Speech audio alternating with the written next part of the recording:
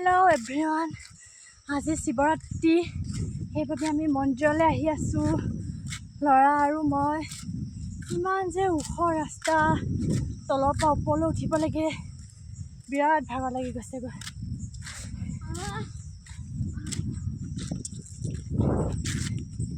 আহি আছোঁ ৰে।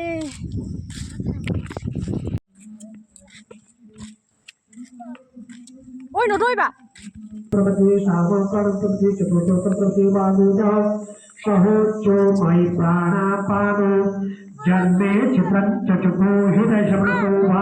আৰু যেতিয়া আমি আহিছিলোঁ তেতিয়া মানুহ কম আছিলে, মানুহ ইমান বেছি অহা নাছিল তেতিয়া। তাৰপিছত আহিব আৰু যিহেতু তেতিয়া ৰাতিপুৱা হৈ আছিলে অলপ। আৰু ইয়াৰ মন্দিৰত ভাগে ভাগে আছিলে, শনি ভাগো আছিলে, বিষ্ণুৰ ভাগ, শিৱ সকলো ভাগেই আছিল বুলি ক'ব পাৰি। আমি সকলোতে লগাইছিলোঁ চাকি। তাৰপিছত আহি পালোহি ৰুম পোৱাৰ লগে লগে বেটা দৌৰ মাৰিছে, দেখিছে। বেছি গৰম পৰিছে আজি অলপ। আহি পাই গ'লোহি ঘৰ, বিৰাট ভাগৰ লাগিছে, ৰ'দ দিছে অকণমান আজি, সেইকাৰণে মানে বহুত বেছি ভাগৰ লাগি গ'লগৈ। আহি ঘৰ পালোহি। এতিয়া আৰু ভাত কেইটামান বনাওঁ নিৰামিষকৈ, যিহেতু ৰাতিপুৱাৰ পৰা একো খোৱা নাছিলোঁ, চাকি দিবলৈ যাম বুলি।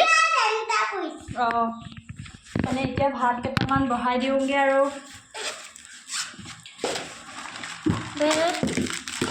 ল'ৰা ছোৱালীৰ লগত ক'ৰবাত গ'লে জানেই আৰু, দোকান দেখিলেনে সোমাবই আৰু।